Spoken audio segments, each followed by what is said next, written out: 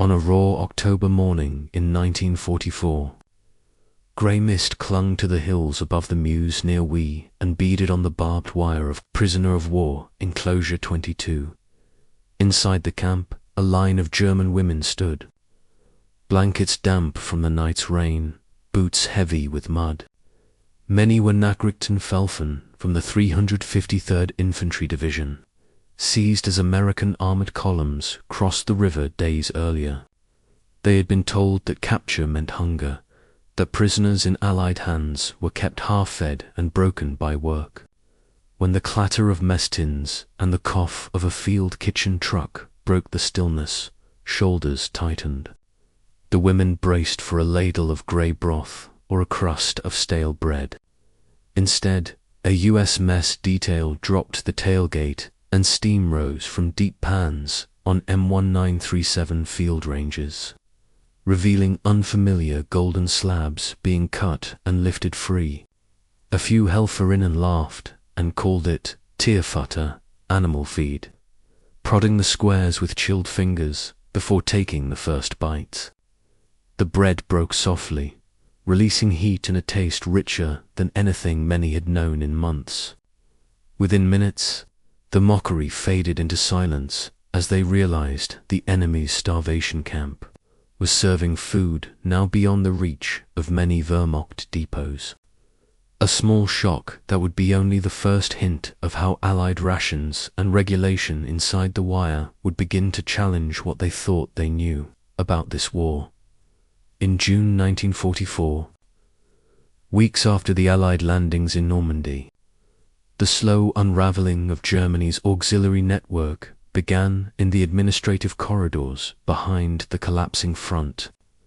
Nachrichtendienst stationed around St. Lay and Argentan worked in cramped message centers that vibrated with the thud of distant artillery.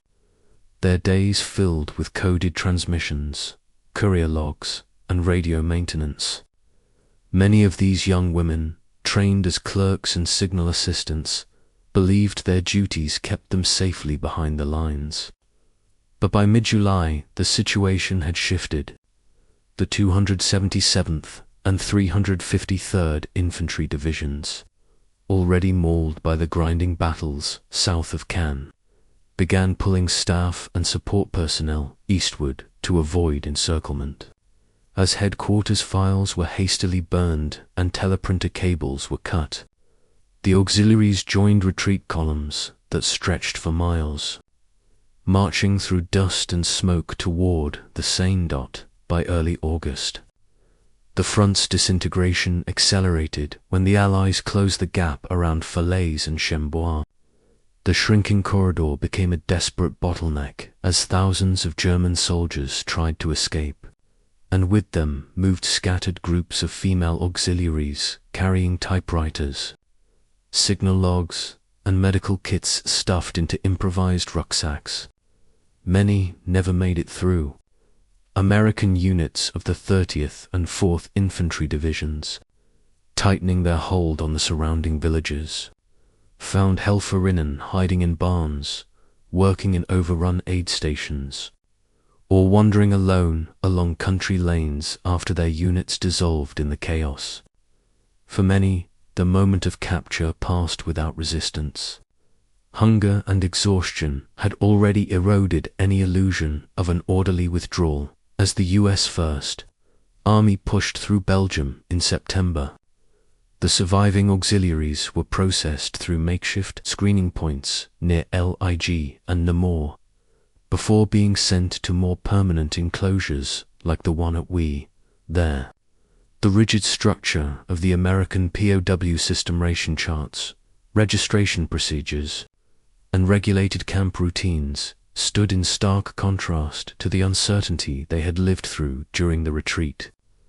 Their own supply network had collapsed weeks earlier, leaving them with half rations and nights spent in abandoned farmyards.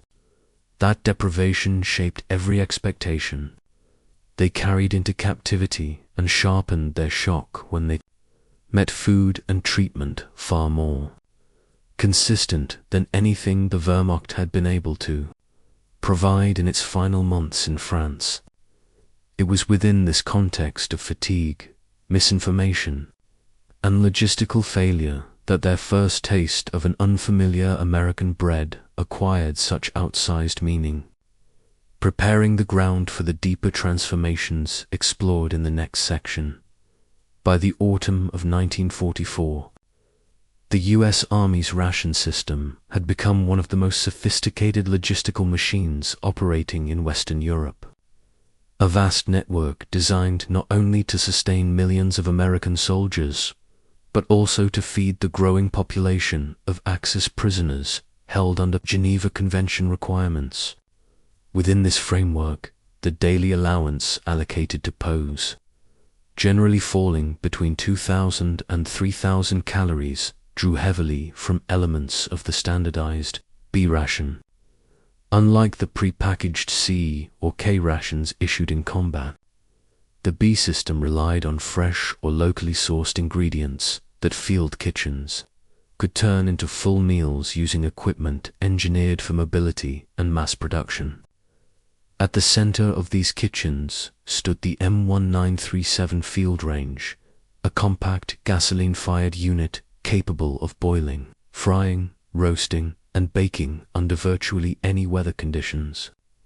When paired with portable ovens, it allowed mess crews to produce baked goods on a scale unimaginable to German units by late 1944, whose bread supply depended on crippled bakeries, intermittent flour deliveries, and improvised substitutes.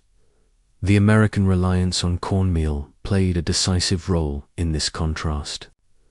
The United States shipped enormous quantities of grain across the Atlantic in Liberty ships, and cornmeal, being cheap, stable, and abundant, became a dependable staple for both troops and prisoners. Field manuals specified precisely how cornbread should be mixed, particularly a blend of cornmeal, wheat, flour, sugar, fat, salt, and powdered milk, and mess sergeants could prepare hundreds of portions in a single baking cycle.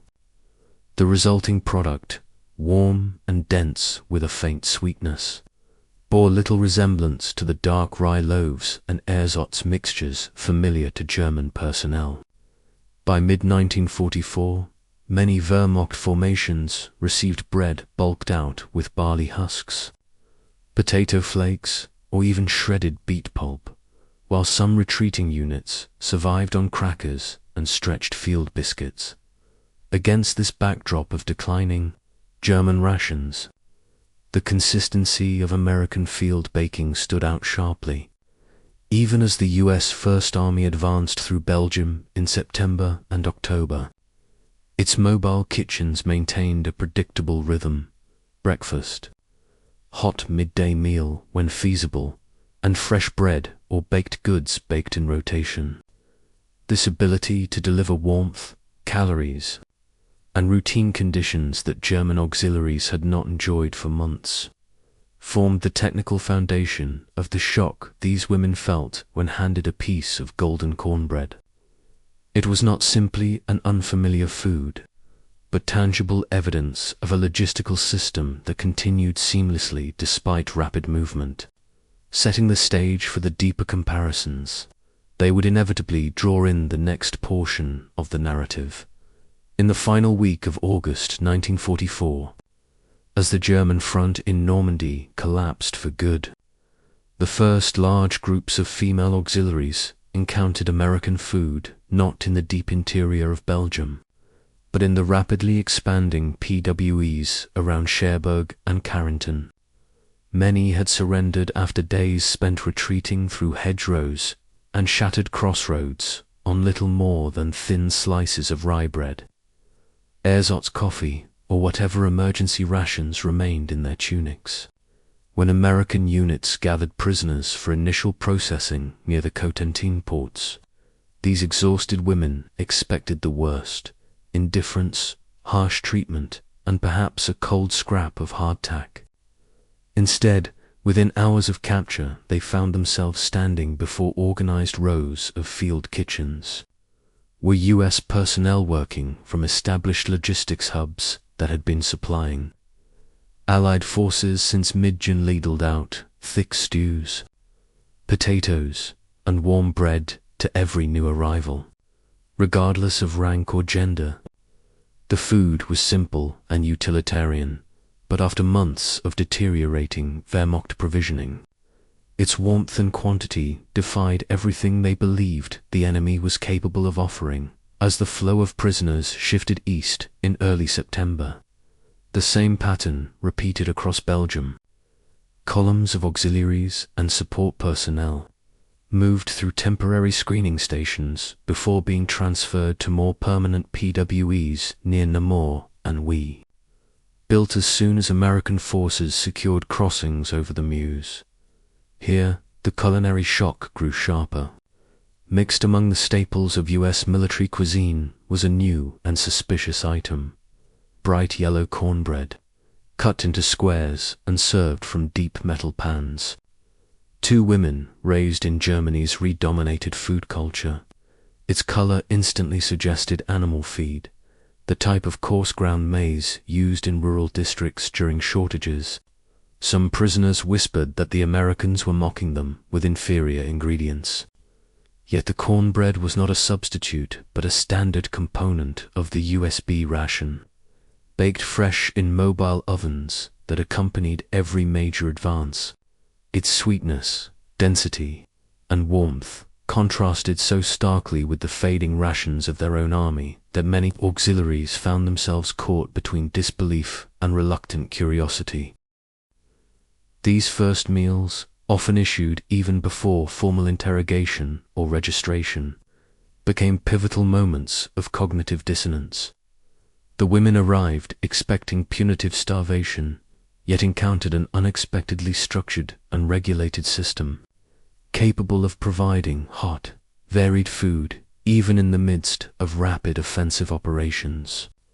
Their early reactions, ranging from laughter and suspicion to stunned silence, revealed not only their own deprivation, but also how deeply they had internalized wartime propaganda about Anglo-American cruelty. This initial exposure to American provisioning created the first crack in those assumptions, preparing them for the more sustained adjustments that would follow as captivity settled into routine and the daily rhythm of meals began to reshape their understanding of both the enemy and the war itself in the coming section.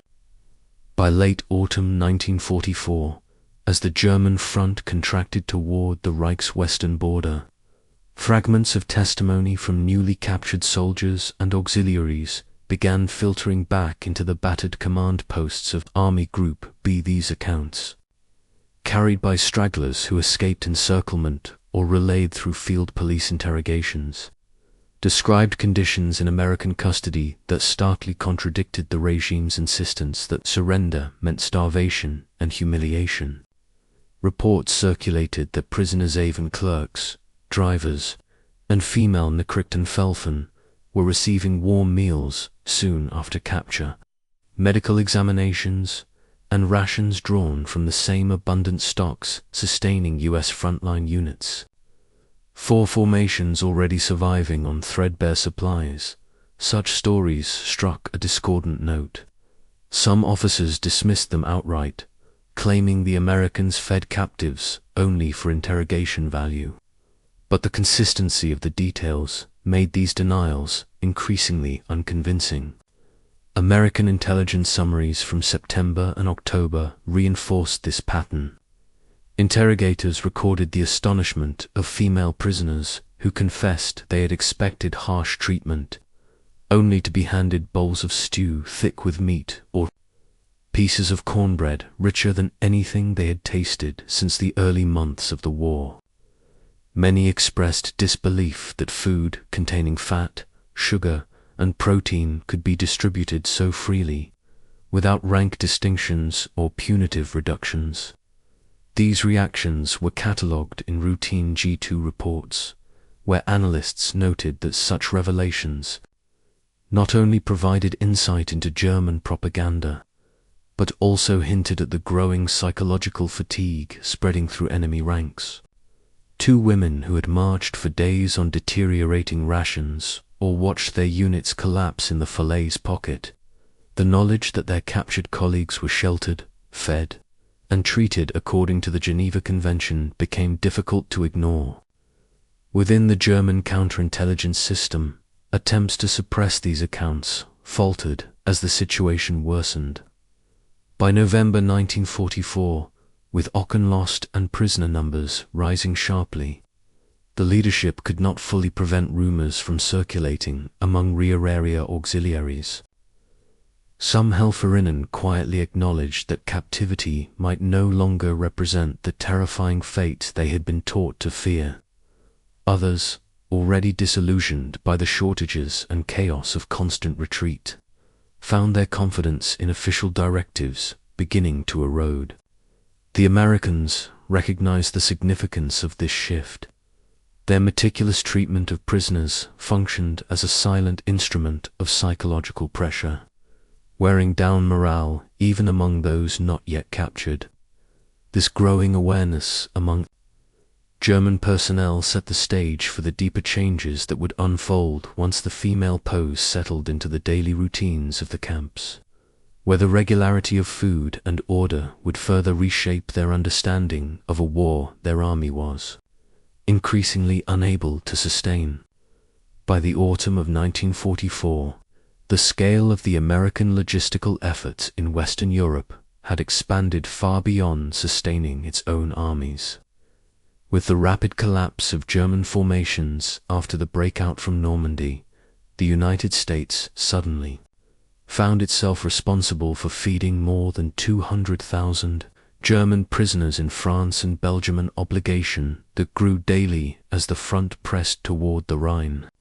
Meeting this demand required a supply chain that began thousands of miles away on farms across the American Midwest. Grain, meat, powdered milk, canned vegetables, lard, and cornmeal moved first by rail to East Coast ports, where quartermaster personnel supervised their loading onto Liberty ships bound for Cherbourg, Le Havre, and eventually Antwerp once the harbor reopened in late 1944. From these ports, the Quartermaster Corps directed a network of depots that pushed supplies forward to field bakeries and mess units supporting both Allied troops and the rapidly expanding system of PWEs. The organization behind this flow operated with remarkable precision. Distribution schedules assigned exact quantities of flour, cornmeal, dried goods, and fats to each depot, and these allocations were recalculated weekly based on shifting POW headcounts. Quartermaster regulations required that every prisoner receive a daily caloric intake that met or exceeded the standards outlined in the Geneva Convention, typically between 2,000 and 3,000 calories. Because American supply lines were designed for abundance rather than scarcity, POS often consumed the same basic ingredients issued to U.S. troops stationed in rear areas. Field kitchens were expected to maintain consistent menus and could only deviate within the guidelines set by commanding officers, a structure that allowed even remote enclosures to offer predictable meals, despite ongoing operations and occasional Luftwaffe attempts to disrupt the lines feeding Antwerp and Liege. Within this system, cornbread emerged as one of the most efficient products the Americans could supply. Cornmeal traveled well, resisted spoilage, and could be transformed into hundreds of portions using portable ovens and M1937 field ranges with minimal labor. For German auxiliaries who had watched Wehrmacht rations deteriorate into watery soups bulked with ersatz fillers, the reliability of this American baking cycle highlighted the widening industrial gap between the two nations. They had lived through months in which their own supply system failed repeatedly, where bakeries lacked flour and units scavenged for food while retreating across France. Now they found themselves fed by an enemy capable of sustaining not only its own mechanized armies, but also the mounting population of prisoners with an efficiency the Reich could no longer approach. This industrial power, expressed through something as simple as a daily bread ration, carried a silent but unmistakable message. The women quickly grasped that the consistency of American provisioning reflected more than organization. It reflected a material advantage, so vast that it shaped every aspect of the war's trajectory. That realization deepened in the routines that followed, leading directly into the next stage of their adjustment as life inside the PWEs settled into a rhythm defined by order, predictability, and the unbroken arrival of food from a supply chain that seemed inexhaustible. In the final weeks of 1944, the resilience of the American POW system faced its greatest test yet.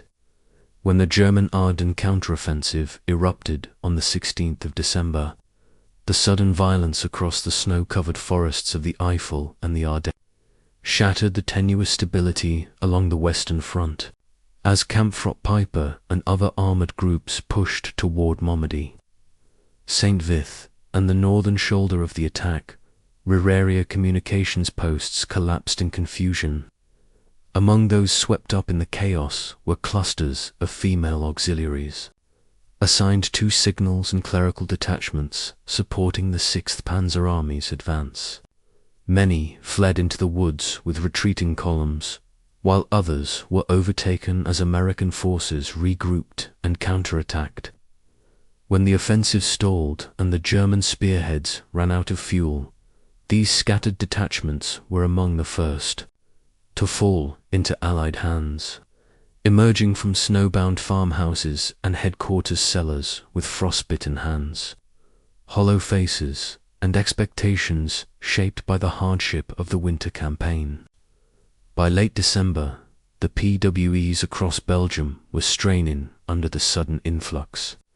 Camps near Liege, Namur, and we expanded almost overnight as thousands of prisoners arrived from shattered battalions, many still wearing camouflage smocks or frozen greatcoats stiff with ice. Snow, freezing rain, and sporadic long-range artillery fire complicated every aspect of camp life. Yet, despite these challenges, U.S. field kitchens maintained their routine with surprising regularity. Hot meals were distributed twice daily, often featuring stews enriched with canned beef, root vegetables, and the now familiar squares of cornbread that steamed in the frigid air. For new arrivals, especially the Helferinnen who had heard that Allied supply depots had been destroyed during the offensive, the sight of fully functioning kitchens seemed implausible. They had watched their own supply columns break apart under fuel shortages and Allied air attacks, and many believed American logistics must have suffered similar disruption. Instead, they found a system that adapted quickly and efficiently. Its trucks rerouted along Belgian roads cleared of snow, its depots replenished with supplies funneled through Antwerp and Liege despite intermittent shelling. This striking contrast deepened their sense of disbelief. The women saw that the meals provided in these crowded winter enclosures were not temporary measures or improvised solutions, but the consistent output of a logistical apparatus that absorbed even the shock of the Ardennes without collapse. The cornbread they had once mocked as animal feed now appeared as a symbol of a broader truth. The Americans possessed an industrial momentum that Germany could no longer hope to match. Each meal served in those frozen weeks after the failed counteroffensive reinforced the realization that their nation's reversal was not simply tactical but structural. A decline ridden not only in battlefield losses, but in the simple fact that their captors could feed more prisoners in midwinter than the Wehrmacht could sustain at the front. This recognition set the stage for the emotional and psychological shifts that would take shape as the war entered its final months and captivity settled into a new, disorienting normal. As the winter of 1944–45 settled over Belgium, the female German auxiliaries confined in PWEs found their inner landscapes changing as steadily as their physical condition. Most had entered captivity in a state of exhaustion, shaped by months of shrinking Wehrmacht rations and long marches through shattered towns where even civilian bakeries had run out of flour. Their first weeks behind the wire brought a shock that went beyond unfamiliar foods. The consistency, twice a day, without fail. American kitchens produced meals containing fats, sugars, and proteins many of the women had not tasted in meaningful quantities since 1943. Cornbread, potatoes, stews thickened with canned beef, and hot drinks offered a caloric stability at odds with the shortages that had defined front-line and rear area life in the final phase of the German retreat. The return of strength in their limbs and color in their faces became a daily reminder that captivity, far from delivering the starvation they had been promised, offered a kind of physical recovery they no longer associated with the Reich. This experience created a deep and often unsettling cognitive dissonance. Years of propaganda had taught them that Anglo-American forces used hunger and brutality as tools of domination, a message repeated in training courses and reinforced by rumors from the Eastern Front. Yet their lived reality contradicted these claims at every turn. American guards enforced regulations with firmness but without vindictiveness, and punishments rarely followed clear procedures. Rather than the arbitrary discipline some auxiliaries had witnessed in German support units during the collapse in France, the camp routines, from morning roll calls to scheduled meals, were predictable in a way that stripped uncertainty from their days. For women who had experienced the chaos of retreat, this reliability felt disorienting, even embarrassing, as it highlighted the widening gap between what they had been told and what they saw. Letters exchanged with other POWs reinforced the emerging pattern. Captured soldiers and fellow auxiliaries wrote from camps in France, Belgium, and even England describing similar treatment, steady rations, medical care, and structured work details. These testimonies circulated quietly among the women, eroding lingering expectations of mistreatment and deepening the sense that the American system operated on principles entirely different from the collapsing German apparatus they had left behind. Their loyalty to Germany did not evaporate overnight. Family ties, national identity, and wartime pride remained powerful, but something essential shifted. The belief that survival depended on the Reich's protection weakened, replaced by the dawning realization that dignity could exist outside the boundaries the regime had drawn for them. This psychological transformation, born from steady nourishment and humane order, would have consequences far beyond individual well-being. As more auxiliaries processed these contradictions, the broader German war effort suffered a subtle but significant erosion of morale, a process that the next section explores as captivity became a long-term reality shaped by routine, adaptation, and the quiet recalibration of beliefs. By the beginning of 1945, the humble act of serving regular meals, cornbread included, had begun to exert influence far beyond the perimeter of any single POW. What appeared to be a mundane routine carried real tactical weight. Word spread quickly through captured units and intercepted correspondence that American forces adhered consistently to the standards laid out in the Geneva Convention, providing prisoners with rations that many German troops had not seen in months. As these accounts circulated, they undermined the dire warnings that German propaganda had repeated for years. Soldiers who might once have fought to the last round increasingly recognized that surrender did not guarantee starvation or degradation in sectors already weakened by attrition or cut off by Allied advances. This knowledge encouraged earlier, more orderly capitulation, reducing both resistance and casualties on the battlefield. Female auxiliaries played a distinct role in this evolving information chain. Many had served in communications posts or administrative offices before capture, and their written statements during interrogation later passed among posts carried the weight of credibility.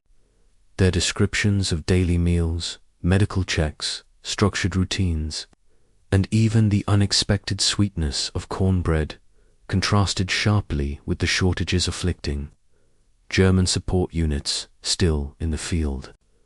As these reports circulated informally through surviving Nachrichtenfelfer networks and among soldiers pulled back from the front, they contributed to a quiet erosion of morale. The women's accounts did not romanticize captivity, but the simple fact that American provisioning far exceeded German wartime standards exposed a logistical imbalance too large to ignore. The impact extended to Allied operations as well. The stability of the POW camps, made possible by reliable food distribution, meant fewer guards were required to maintain order. Thousands of German prisoners could be managed with minimal manpower, allowing American units to reassign personnel to frontline duties during the final push toward the Rhine. Every functioning field kitchen, every depot that replenished its stores on schedule, reinforced a larger truth. The Allied war effort rested on an industrial base that Germany, battered by bombing and shortages, could not rival. This recognition took hold among many captives, especially the auxiliaries, who saw in their daily meals a reflection of a broader inevitability. Cornbread once mocked as fodder became a symbol of that imbalance, a small but persistent reminder that their captors fought a war powered by abundance, while their own nation was collapsing under the weight of scarcity. This imbalance, however, did not mean the American system was without strain, a complexity that becomes clearer in the next section as the sheer scale of responsibility began to test even the well-organized U.S. logistics network. By the turn of 1945, even the formidable American provisioning system began to show the strain imposed by relentless operations and the accelerating collapse of the German front.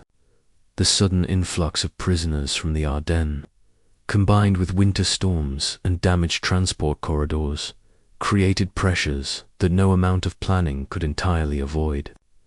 When German forces struck Liege and surrounding depots with artillery and VW, several U.S. supply points suffered temporary disruption, forcing quartermaster officers to reorganize their distribution networks almost overnight. Fuel, in particular, became a critical bottleneck during the coldest weeks of January. Without sufficient gasoline, field kitchens could not run their M1937 ranges continuously, and long-haul trucks struggled to push through roads buried in snow and ice. As a result, there were days when POWs, including the female auxiliaries recently transferred from ardent capture points, received cold meals or reduced portions while convoys rerouted through safer or more navigable paths. These disruptions, though real, never lasted long. The Americans compensated by drawing from large emergency reserves stored in Antwerp and along the Channel coast. Quartermasters also relied more heavily on rail lines when Belgian roads became impassable, moving flour, cornmeal, and canned goods in bulk to depots that could still feed forward into the P. In this environment of rapid adaptation, cornbread again proved indispensable. Its ingredients, cornmeal, flour, fat, Powdered milk traveled efficiently, resisted spoilage, and could be baked in large quantities with minimal equipment, even when stews thinned out or certain vegetables ran short.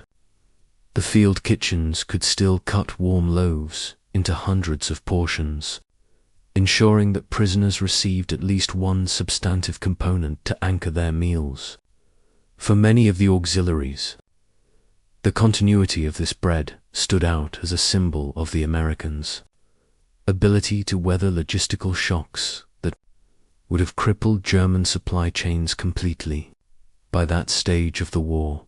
Yet these occasional shortages also served as a reminder that no system, however well organized, was immune to the pressures of winter combat. The prisoners watched as American mess crews struggled against frozen equipment and snowbound delivery trucks, and they saw firsthand that their captors were not untouched by the hardship of war. But what distinguished these moments was their temporary nature. Where German formations and civilians faced chronic scarcity that deepened with every passing month, the Americans recovered quickly, re-establishing full rations within days. The contrast reinforced a growing awareness among the women that the U.S. logistical apparatus, though imperfect, possessed reserves of adaptability and industrial depth their own nation could no longer claim. This understanding deepened into a lasting impression, shaping the memories they would carry long after. Liberation, a transition that becomes central in the following section, as the women reflect on their captivity and the meaning they attached to these routines in the post-war years. In the years that followed Germany's surrender, as ruined cities rose slowly from rubble and new political borders reshaped daily life, many former female auxiliaries began to write down memories of their wartime experiences. Their testimonies in regional veteran circles, small-town archives, and oral history collections returned to captivity not as a footnote, but as a defining moment of psychological dislocation. What surfaced repeatedly in these accounts was the memory of food, the warmth, quantity, and unfamiliar textures of the meals served in American PWEs. Cornbread appeared again and again in these recollections, its bright color and faint sweetness etched into memory as sharply as the cold mornings and barbed wire fences that framed it. For women who had spent the late months of 1944 surviving on thin rye slices, ersatz spreads, and soups bulked with stretchers, the first piece of American cornbread represented more than sustenance. It captured the bewilderment of discovering stability inside captivity while the world they had served outside the wire was collapsing beyond repair. Some post-war narratives recorded how that initial shock gave way to a more reflective understanding of the war's final phase. Several women described how the food they received in PWEs forced them to reconsider the warnings drilled into them. During training, warnings that depicted Allied forces as brutal oppressors who starved prisoners and degraded women in uniform. Instead, their experience had unfolded within a system that operated with routine, regulation, and a degree of care that contrasted sharply with the scarcity consuming. Germany, by 1945, returning home only intensified this contrast. Many auxiliaries stepped back into cities where ration cards dictated meager portions, where children queued outside soup kitchens, and where the ruins of bakeries and grain depots testified to a system long past collapse. Against this backdrop, the memory of steady meals in captivity and the surprising comfort of warm cornbread took on an almost surreal quality. Not all reflections were simple or celebratory. Some women wrote of feeling conflicted, uncomfortable, with how easily their bodies had recovered behind enemy wire while friends and relatives starved in the Reich's dying months. Others acknowledged that their improved condition in captivity complicated post-war narratives of victimhood or loyal endurance, creating emotional contradictions that lingered long after the war ended. Yet even these ambivalences revealed how deeply the experience had marked them. Small details that might otherwise have faded, steam rising from a metal tray, the coarse crumb of cornbread breaking under a spoon, became symbols of a turning point when expectations dissolved, and the reality of the war's imbalance became impossible to ignore. These post-war testimonies remind us that humane POW treatment carried an influence far beyond its administrative purpose. It shaped not only wartime morale, but also the personal identities of those who survived to remember it. As the narrative moves toward its conclusion, these memories draw us back to the moment when tired women stood laughing at an unfamiliar yellow bread, unaware that it would become one of the most enduring markers of a world they were only beginning to understand. On that raw October morning in 1944, the mist still clung to the wire at PWE-22 in WWII as the young auxiliaries huddled beneath damp blankets, their breath rising in pale clouds. The trays set before them held the same odd, golden squares they had ridiculed only minutes earlier, cause unfamiliar, and so unlike the dark rye bread of home that mockery had seemed the safest response. Yet as hunger pressed against their ribs and the steam drifted upward from the cut edges, hesitation gave way to the first cautious bites. The sweetness surprised them, the warmth settled quickly into hollow stomachs, and the laughter that had carried across the yard dissolved into silence, broken only by the soft scrape of spoons and tin cups. A few moments later, voices emerged again, quieter this time, edged not with scorn but with something closer to disbelief. Several women stepped forward and asked if there might be more. In that seemingly ordinary request, a deeper shift took place. The second helping they received was not only extra food, but a crack in the worldview they had carried through months of retreat and deprivation. Years of instruction had warned them that Allied captivity meant cruelty, hunger, and humiliation. Yet the taste of warm cornbread suggested another reality, one built on resources and routines far beyond anything the collapsing Reich could provide. Standing behind the wire, the women sensed for the first time the scale of the machinery that sustained their captors. An industrial depth made visible not through weapons but through nourishment offered without malice or calculation.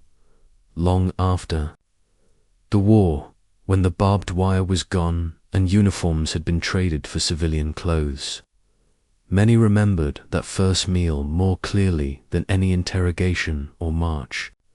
The moment they returned for a second helping became a small point of clarity in the chaos of defeat, a reminder that the truths of war often reveal themselves not only in battles or orders, but in the quiet shock of unexpected humanity.